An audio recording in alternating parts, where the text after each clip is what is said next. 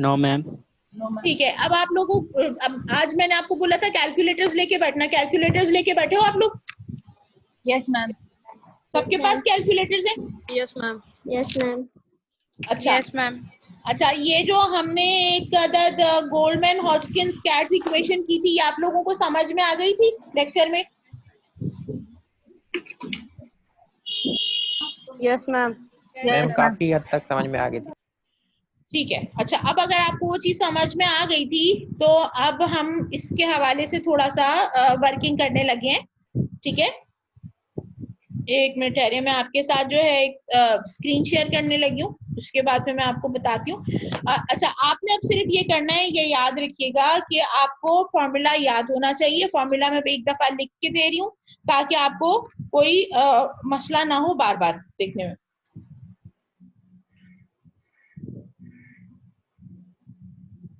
हाँ जी, पहली जो चीज है इसमें वो आपको पता होना चाहिए कि हम इलेक्ट्रोमोटिव फोर्स की बात कर रहे हैं। ठीक है जी, तो ये जो फॉर्मूला है ये कहता है -61 log ऑफ, और आपको पता है ये इतना लंबा सारा है। ठीक है जी, log of number 1 concentration of sodium inside multiplied by permeability of sodium inside, नहीं बल्कि परमिएबिलिटी ऑफ सोडियम खाली। ठीक है, इसको आप प्लस करेंगे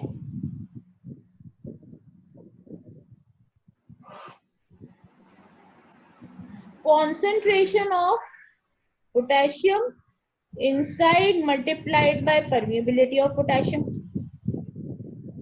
plus concentration of chloride outside multiplied by permeability of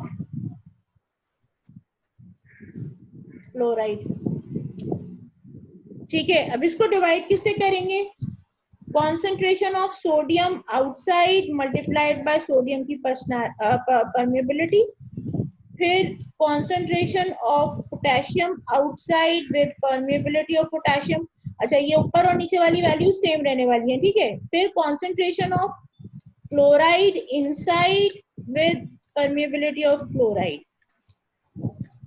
यहां तक ये इक्वेशन है जो आपने अब यूज करनी है। पहला जो क्वेश्चन दे रही हूं मैं, न्यूमेरिकल जो है वो इस तरह से है, sodium potassium chloride extra cellular fluid के अंदर इसकी जो कॉन्सेंट्रेशन है और जो इंट्रा सेल्यूलर फ्लूइड के अंदर जो कॉन्सेंट्रेशन है, और उसके अलावा रिलेटिव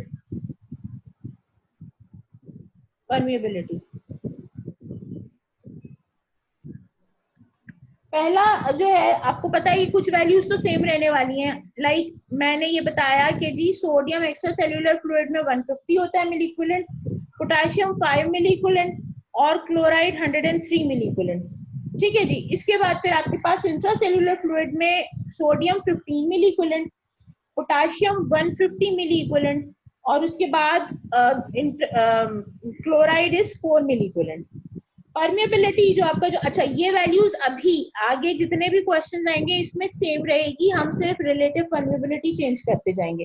ठीक है जी, आपने फिर इसको जो है वैल्यूज पुट करनी है और वैल्यूज पुट करके आपने मुझे आंसर देना है। तो पहली मर्तबा जो पहला जो क्वेश्चन है उसके अंदर हम रख रहे हैं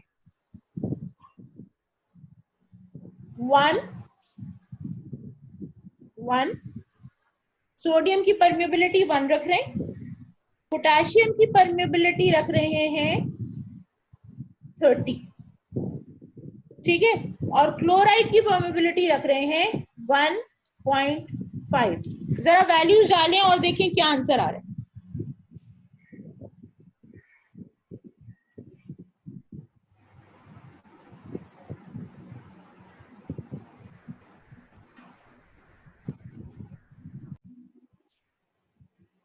जी, अब मुझे कौन बताएगा आंसर क्या आ रहा है बेटा आप लोगों का? मैम चैट पर सेंड किए आंसर्स। जी, 2-3 लोगों के मुझे मिल गए हैं, -72.13 आंसर आ रहा है। कितने लोगों का -72.13 आ रहा है? 1 2 मेरा अच्छा आ रहा है मैम। हैरत अंगेज बात है, मेरा 197 आया था, माइनस 72.197।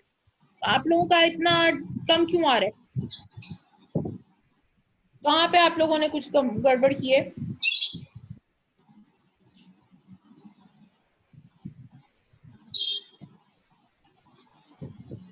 मैम प्लीज रिपीट, सही आंसर क्या आ रहा है? 72 माइनस 72.197। मिस मेरा 72.12 आ रहा है। हाँ वही मैंने देखा।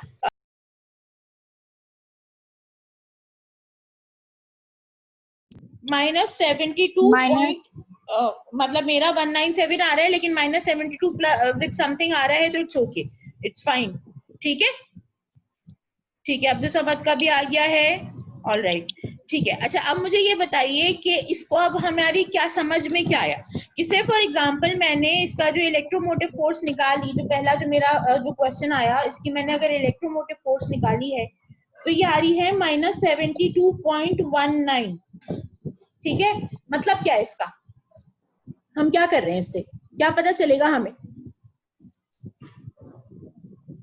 देखो आमतौर पे इस तरह के न्यूमेरिकल्स नहीं कराए जाते, लेकिन जहां तक मेरा जाती ख्याल है कि अगर इनको न्यूमेरिकल्स को सॉल्व कर लिया जाए तो आपका कॉन्सेप्ट बहुत अच्छा क्लियर हो जाएगा कि आखिर ये हो क्या रहा है। सही है। अब अगर आप देखो, मैं आपको एक चीज समझाती हूँ।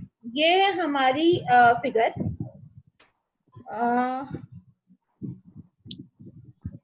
ठीक है, और इसमें ये आ गया हमारा रेस्टिंग मेम्ब्रेन पोटेंशियल।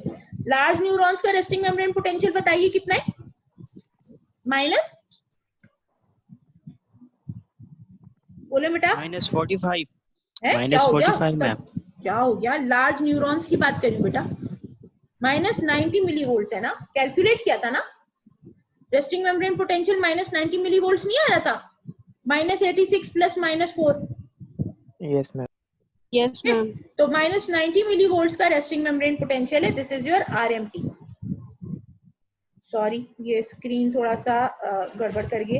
आरएमपी, ठीक है, ये आपका आ गया माइनस 90 मिली वोल्ट का। अच्छा अब जब हम बात करते हैं, ये थोड़ा सा ऊपर जाएगा आपके न्यूमेरिकल के वो उसके अंदर जा रहा है डाटा में। अब अगर आप इसको ऊपर की तरफ ले जाना शुरू करते हैं, ये माइनस 70 हो गया।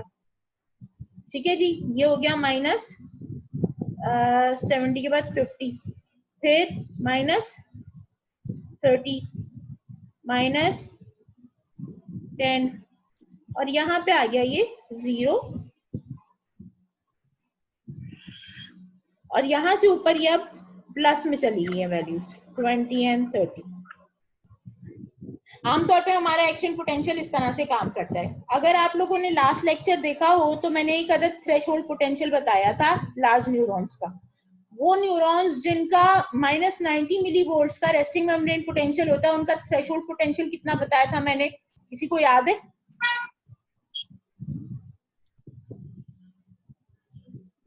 बोलो। -65. -65 -65 बिल्कुल सही। अभी अगर -65 मिली वोल्ट का थ्रेशोल्ड पोटेंशियल हम मार्क करना चाहें तो ये 70 हो गया, ये 60 हो गया। ठीक है, तो ये यहाँ पे कहीं पे आ रहा होगा, बिल्कुल इसके मिडवे, इस जगह पर। तो ये हो गया थ्रेशोल्ड पोटेंशियल।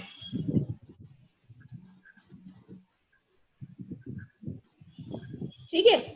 अच्छा मेरा आपका जो जवाब आया है वो कितना आया है? -72 मिली वोल्ट। -72 मिली वोल्ट हमारा कहां पर, अगर for example resting membrane potential है, इसको हम जरा डिफरेंट कलर से बनाते हैं ताकि देखें। -72 मिली वोल्ट कहां तक उठाएगा?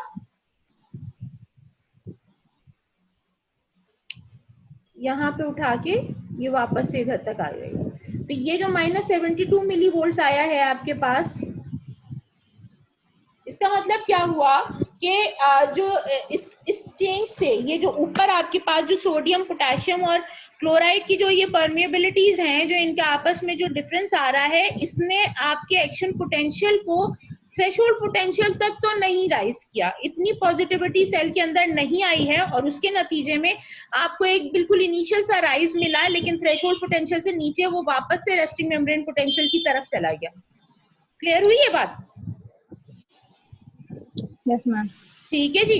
तो इसका मतलब क्या हुआ कि ये जब थ्रेशोल्ड पोटेंशियल से नीचे छोटी छोटी सी स्पाइक्स आती हैं और वो वापस रेस्टिंग मेम्ब्रेन पोटेंशियल की तरफ चली जाती हैं, तो इनको हम क्या कहते हैं? एक्साइटेटरी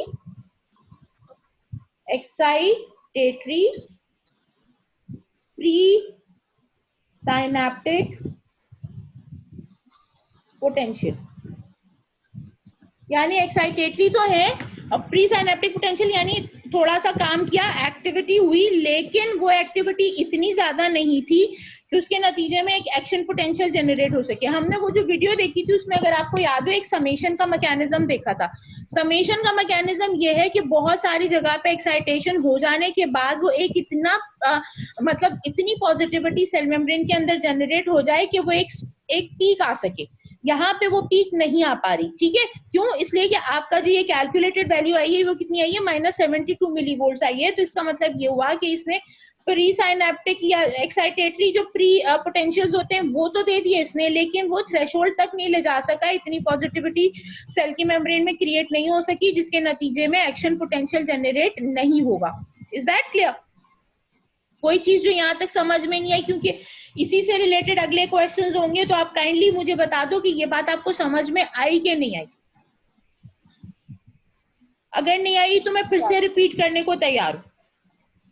मैम प्लीज रिपीट कर दिएगा। देखो, आपको यहाँ पे याद रखना कि ये जो मैं थोड़ा सा इसमें थोड़ा क्योंकि मिक्सिंग हो गई है, मैं इसको थोड़ा सा हटाती हूँ, फिर आपको ये ज्यादा बेहतर तरीके से समझ में आ सकेगा।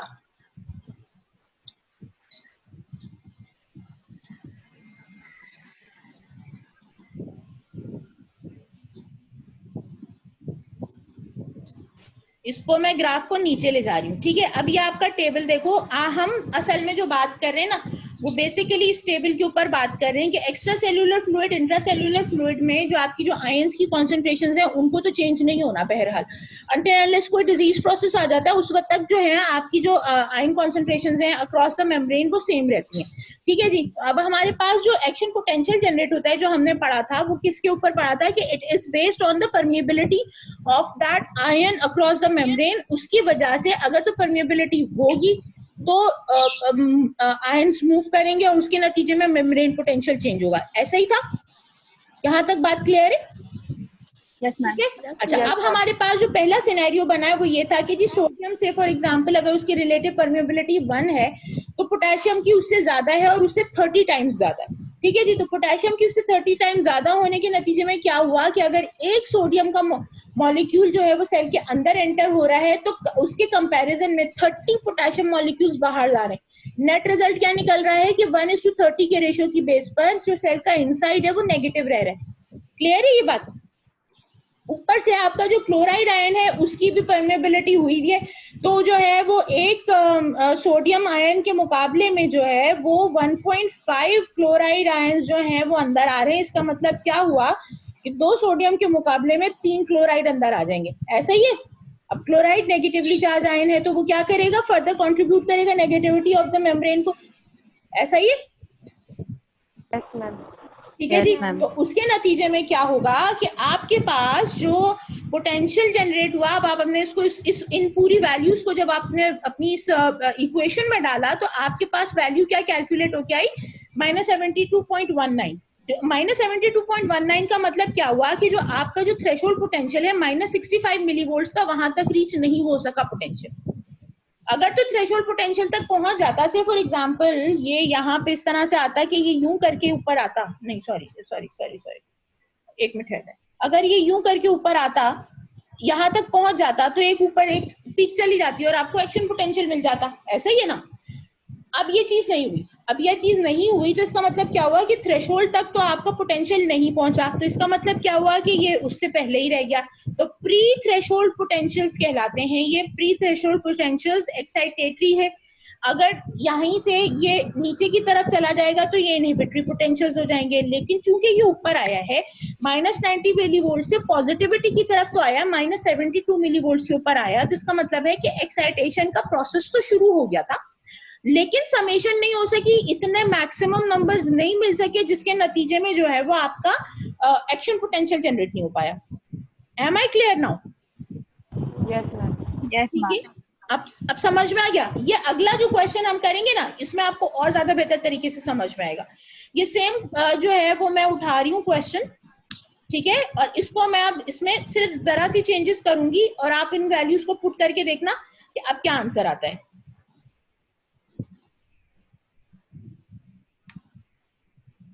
अच्छा, अब ये जो आपके पास नया न्यूमेरिकल है, इसके अंदर हमारी जो वैल्यूज हैं वो ये आ रही हैं।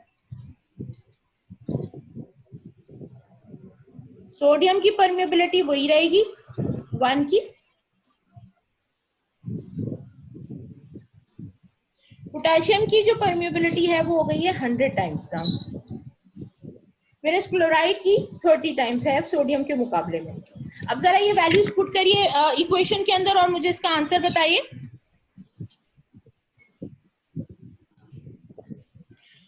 हाँ जी, मेरे पास आंसर आ गया है। उष्णा ने आंसर दिया है -83.64 और कुत्सिया का आंसर आया है -83.56। और किसी का आंसर आ गया? -83.64 मेरा भी।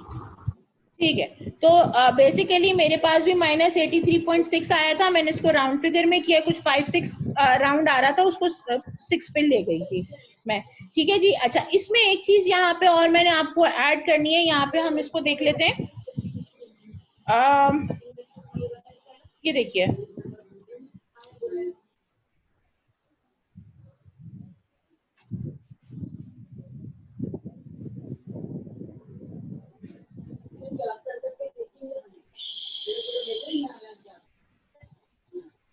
ऑलराइट। अच्छा, यहाँ पे देखिए आप कि यहाँ पे आपका जो आंसर आया है, ये कुछ और आंसर्स आ गए हैं आई गेस मेरे पास। मैं इनको भी पहले एक दफा देख लूं। जी, -83 सही आ रहा है सबके। अब आप लोगों ने कैलकुलेशन सही की है, सबके आंसर सही आ रहे हैं। यहाँ पे एक चीज और ऐड करा दूं आपको, अगर आपको याद हो तो हमने सिर्फ जो लीक चैनल्स के हवाले से जब हमने बात की थी, तो लीक चैनल्स के हवाले से जब हम बात कर रहे थे तो हमने ये बात की थी कि -86 जो है वो लीक चैनल्स कॉन्ट्रीब्यूट करते हैं, लेकिन जो रेस्टिंग मेम्ब्रेन पोटेंशियल में -4 मिलीवोल्ट जो है वो एक सोडियम पोटेशियम एटीपेस पंप भी कॉन्ट्रीब्यूट कर रहा होता है। अच्छा, ये खाली रेस्टिंग मेम्ब्रेन पोटेंशियल में नहीं कंट्रीब्यूट कर रहा होता, ये जो -4 मिलीवोल्ट्स का जो चेंज है, या जो मतलब जो एक जो वोल्टेज डेफिसिट आ रहा होता है, वो बेसिकली खाली एक्शन मतलब रेस्टिंग मेम्ब्रेन के टाइम पे नहीं होता, एक्शन पोटेंशियल के टाइम पे भी ये कंट्रीब्यूशन आ रही होती है। तो अब से फॉर एग्जांपल आपका आंसर आया है -83.6, ठीक है जी। तो ये आंसर आ गया, ये आपका ठीक आंसर आया है। लेकिन इसके साथ अगर इसमें एक और कंट्रीब्यूशन आने वाली है -4 मिलीवोल्ट्स की भी, ठीक है, तो ये टोटल कितना हो जाएगा? 87.6 -87.6, ऐसा ही कुछ आएगा। बोलिए बेटा, ये बात समझ में आई या नहीं आई? मैम ये फिर से रिपीट कर दें। हाँ, मैं फिर से रिपीट कर देती हूँ। देखो, मैंने ये कहा कि अगर आपको याद हो पुराना वाला लेक्चर, तो उसमें हमने ये डिस्कस किया था कि -86 जो है लीक चैनल्स में -86 मिलीवोल्ट जो है वो लीक चैनल्स कंट्रीब्यूट करते हैं, ठीक है। और जो सोडियम पोटेशियम एटीपेस है वो -4 मिलीवोल्ट कंट्रीब्यूट करता है, तो ये आपका रेस्टिंग मेम्ब्रेन पोटेंशियल बनता है -90 मिलीवोल्ट, ठीक है जी। अच्छा, अब जिस टाइम पे एक्शन पोटेंशियल जनरेट होता है, लीक चैनल्स के साथ एक और जो सोडियम और पोटेशियम के जो इंडिविजुअल चैनल्स होते हैं वो कंट्रीब्यूट करते हैं, ठीक है जी। ये बिल्कुल अलग चैनल्स होते हैं, ये भी कंट्रीब्यूट करते हैं, ठीक है जी। अब उसमें क्या हो रहा है कि जब ये सोडियम और पोटेशियम के चैनल्स कंट्रीब्यूट करते हैं तो इसके नतीजे में परमेबिलिटीज ऑल्टर होती हैं, ठीक है, जिसमें सोडियम की परमेबिलिटी बढ़ जाती है, जिसको अभी हम आगे डिस्कस करने वाले हैं, ठीक है। जब ऐसा हो रहा होता है तो जो सोडियम पोटेशियम एटीपेस पंप है ना, इसकी जो कंट्रीब्यूशन है ये नलिफाई नहीं होती, ये अपनी जगह मौजूद रहती है, क्योंकि ड्यूरिंग द एक्शन पोटेंशियल भी सोडियम पोटेशियम एटीपेस पंप अपना जो काम है वो जारी रखता है, वो खत्म नहीं कर रहा होता, वो कंटिन्यूसली ये प्रोसेस चल रहा होता है कि जी 3 सोडियम बाहर 2 पोटेशियम अंदर, ठीक है, तो वो ड्यूरिंग एक्शन पोटेंशियल में ये प्रोसेस चल रहा होता है. तो whenever you are calculating any kind of values, so you have to add your resting membrane sodium potassium ATPase pump की वजह से जो वोल्टेज चेंज आ रहा है, जो इलेक्ट्रोमोटिव फोर्स जनरेट हो रही है, उसको आपको कंट्रीब्यूशन में डालना पड़ेगा. अब अगर फॉर एग्जांपल आपने ये जो रिलेटिव परमेबिलिटी की बात की, ठीक है जी, अगर तो सोडियम की परमेबिलिटी 1 है तो इसका मतलब है कि ये लीक चैनल की बात हो रही है. ठीक है, सोडियम चैनल की बात नहीं हो रही. पोटेशियम 100 टाइम्स ज्यादा होता है, ये भी लीक चैनल हो गया. लेकिन 30 टाइम्स क्लोराइड, आमतौर पे जैसे हमने बात की थी कि क्लोराइड यूजुअली कंट्रीब्यूट नहीं कर रहा होता, तो अगर क्लोराइड खुला है तो ये क्लोराइड चैनल खुला हुआ है, ये लीक चैनल नहीं. ठीक है, अब इसकी वजह से जो भी आपका आंसर बन रहा है उसके अंदर, ये जो आपका आंसर बन रहा है इसके अंदर आपको ऐड क्या करना पड़ेगा, सोडियम पोटेशियम एटीपेस का जो आंसर है का जो वोल्टेज जो वो जनरेट कर रहा है, जो ग्रेडियंट जो जनरेट कर रहा है, उसको ऐड अप करना पड़ेगा. अब जब आप उसको -83.6 में ऐड करेंगे तो आपके पास क्या आंसर आएगा, -87.6. क्लियर है ये बात? अब क्लियर है? Yes ma'am. ठीक है. Yes, ma'am. अब अगर ये चीज क्लियर हो गई तो अब ये जो हमारा, अगर जो पुराने वाले आप टेबल के ऊपर वापस जाएं तो यहाँ पे ये कहाँ पे आएगा, -80 कितना आ रहा है, -87. ये किस जगह पे आएगा, इस जगह पे, राउंड अबाउट इस जगह पे. तो it's near to resting membrane potential. ठीक है,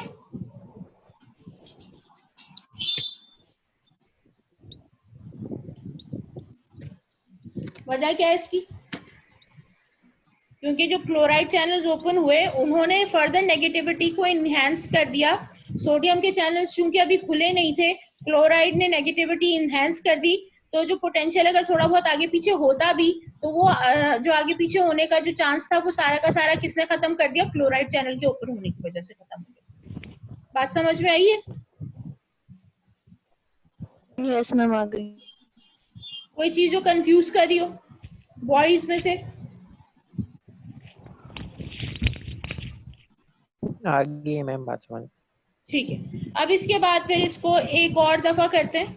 एक और क्वेश्चन है, इसमें आपके पास जो वैल्यूज कैसे चेंज होंगी ये भी बात कर लेते हैं.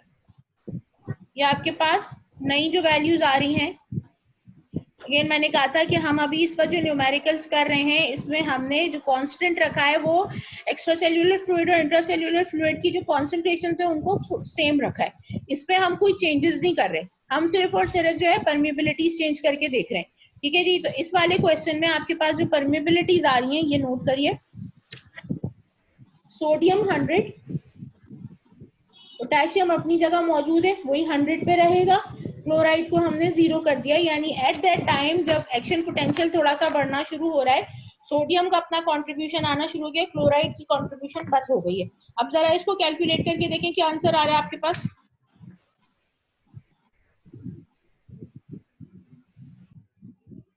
हाँ जी, आंसर आ रहा है -1.655. मेरे पास आ रहा था 647, तो 65 तो बन जाएगा. ठीक है, राउंड फिगर में करेंगे तो ठीक आ रहा है आंसर, सबका सही आया. ठीक है, -1.655 या 1.65. फाइन. अच्छा, ये बताइए कि अब यहाँ पे अगर इस पे हम वापस से इस पिक्चर पे जाते हैं, रुकिए जरा,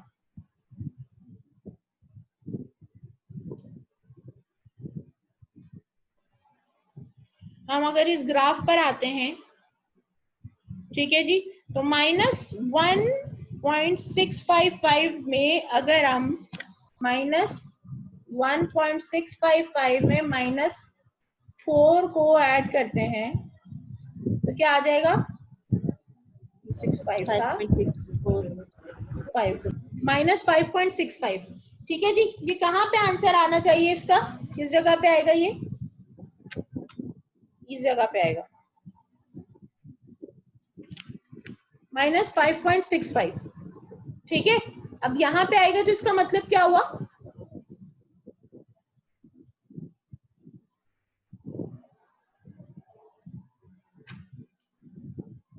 बोलो बेटा क्या हो रहा है ये.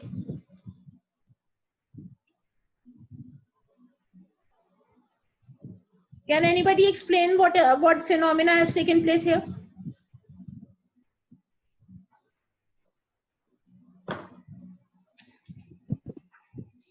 Ma'am potential is going to rise. Potential is rising बेटा, ठीक है जी। तो उसकी वजह से ये क्यों हो रहा है बेसिकली?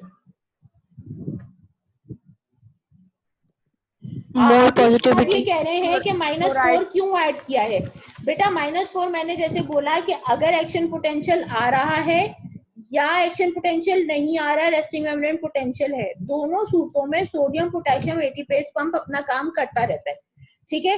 तो जब सोडियम पोटेशियम एटीपेस पंप अपना काम करता रहेगा तो उसके नतीजे में जो ग्रेडियंट बन रहा है -4 मिलीवोल्ट्स का, वो अपनी जगह मौजूद रहेगा। आपके पास जो भी कैलकुलेशन आ रही है उसमें आपको -4 मिलीवोल्ट्स ऐड करना पड़ेगा। ऐसा हो सकता है या नहीं होगा, ये बताओ। अब्दुल समद, माइक ऑन करो अपना। Yes ma'am. अब बात समझ में आ गई है -4 क्यों ऐड किया? यस मैम आ गई। ठीक है। अगर आप -4 ऐड नहीं भी करते हो तो आंसर आपका सेम ही रहने वाला है, क्योंकि आप अगर वैल्यूज इतनी ऊपर आई है तो एक्शन पोटेंशियल तो आ गया ना, ठीक है। तो इसका मतलब क्या हो रहा है कि अगर आप इस पिक्चर को अगर आप इस क्वेश्चन को देखते हैं तो अब इस क्वेश्चन से आपको क्या पता चल रहा है? कहाँ गया ये? हाँ, इस क्वेश्चन से आपको क्या पता चल रहा है कि सोडियम चैनल, जो सोडियम की परमेबिलिटी बढ़ना शुरू हो रही है। हमने लीक चैनल पे बात की थी कि सोडियम जो है उसकी रिलेटिव परमेबिलिटी 1 रहती है,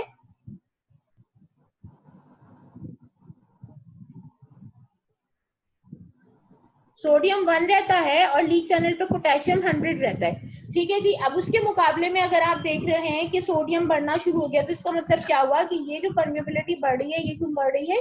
सोडियम चैनल्स के ओपन होने के नतीजे में बढ़ रही है। सोडियम चैनल्स खुल गए, ऑब्वियसली उसके बाद आहिस्ता आहिस्ता करके स्लो पोटेशियम चैनल्स भी ओपन होंगे, जो कि अभी नहीं ओपन होने शुरू है, क्योंकि पोटेशियम चैनल्स देर से ओपन होते हैं, ठीक है जी। तो उसके नतीजे में आपको इनिशियल स्पाइक मिल रहा है क्योंकि सिर्फ सोडियम चैनल्स ओपन हुए हैं, ठीक है। तो इनिशियल स्पाइक आ रहा है आपका, एक्शन पोटेंशियल की डीपोलराइजेशन हो रही है, ठीक है। यानी it's going from the negative, highly negative pole towards the neutral side, that is 0। Clear है ये बात? Yes ma'am.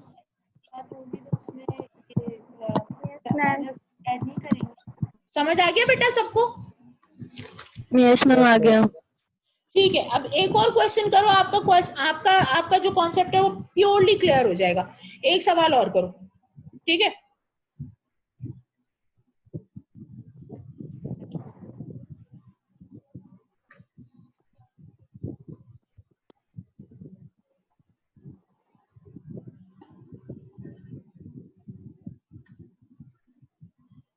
मैम इस क्वेश्चन की आप वैल्यूज लगा के हमें बता दें सारी। क्या मतलब,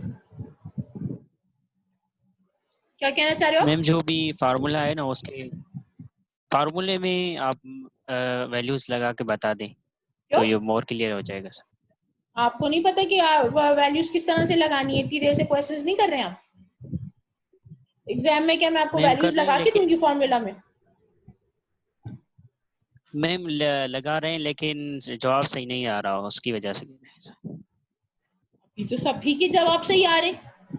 मैं आपको एक करके दिखा देती हूँ, लेकिन ये इस तरह होता नहीं है यूजुअली, जाहिर सी बात है आपको ये काम खुद करना पड़ेगा। ये मैं आपको एक करके दिखा देती हूँ। Electromotive force is equal to -61 log of concentration of sodium inside. Concentration of sodium inside कितनी है? 15 multiplied by permeability of sodium 1000 plus potassium inside concentration कितनी है? 150 मल्टीप्लाइड बाय 100, क्या है परमेबिलिटी? 100, ठीक है जी। इसके बाद फिर आपके पास है कॉन्सेंट्रेशन ऑफ क्लोराइड आउटसाइड, ये रहा 103 मल्टीप्लाइड बाय 0 परमेबिलिटी, ठीक है। इसके बाद फिर आपके पास आ जाएगा concentration of sodium outside. Extra cellular fluid में सोडियम है 150 multiplied by 1000 plus 5 multiplied by 100 plus 4 multiplied by 0। करिए कैलकुलेट।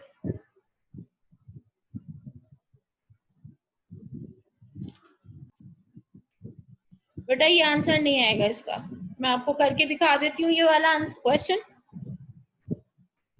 इसमें थोड़ा सा मसला आ रहा है, इसको आपको थोड़ा सा कंफ्यूजन हो रहा होगा, ये प्लस में आएगी इसकी वैल्यू। हाँ युसरा मालिक 42.7, वेरी गुड, 42.7 आएगा इसका आंसर। जिसका भी आ रहा है ये जिनके भी 42.7 आंसर्स आ रहे हैं वो बिल्कुल सही है, जो इसके कम वैल्यूज आ रही हैं वो गलत वैल्यूज हैं।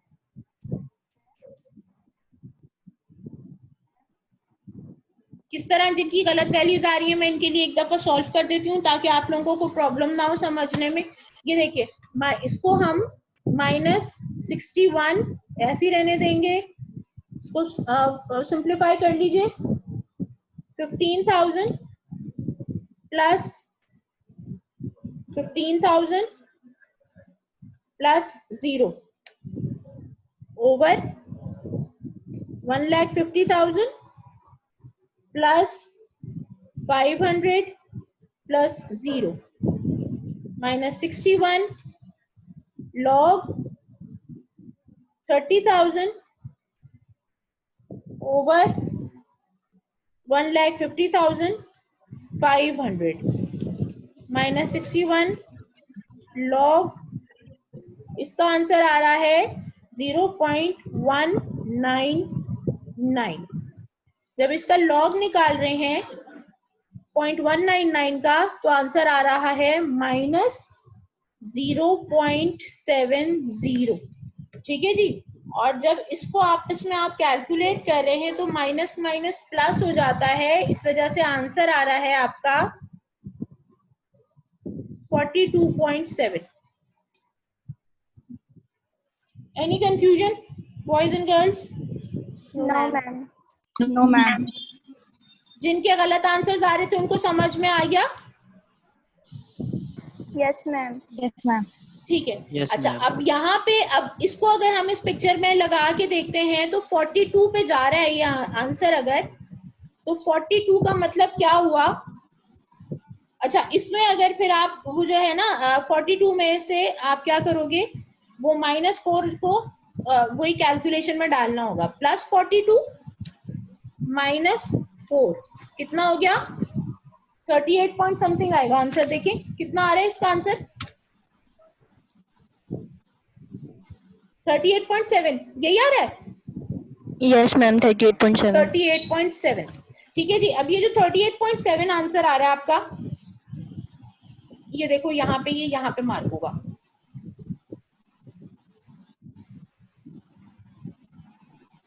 ये 30 हो गया, ये यहाँ से 40, और आपका जो पीक जारी है वो एक्शन पोटेंशियल की, वो यहाँ से 38.7 यहाँ तक आई है। यानी ये मैक्सिमम जो आपके पास जो सोडियम की परमेबिलिटी बढ़ने के नतीजे में जो आपकी हाईएस्ट पीक आती है वो प्लस में जाके 30 और 40 की रेंज में चली जाती है। तो ये वो मैक्सिमम पीक आई है आपकी। किस बेस पर आई है? जब सोडियम के जो चैनल्स हैं वो 1000 टाइम्स जो है वो मोर परमिएबल हो गए हैं, मतलब मोर ओपन हो गए as compared to the potassium channels. ये बात क्लियर हो गई है? किसी को कोई कंफ्यूजन हो इसमें?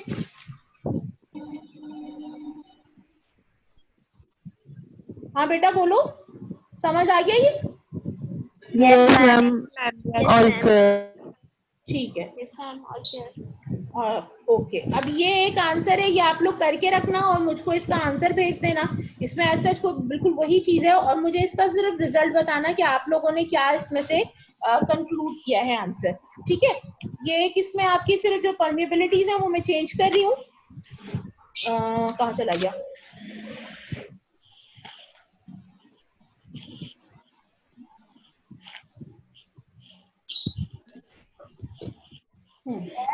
ये वाला करके देखिएगा आप। इसको फिर हम नेक्स्ट क्लास में डिस्कस करेंगे, या आप मुझे मैसेज कर देना अगर कोई कंफ्यूजन हो रही हो। लेकिन अगेन आपका जो है ना वो एक्शन वो जरूर ऐड करना है आपने इसमें।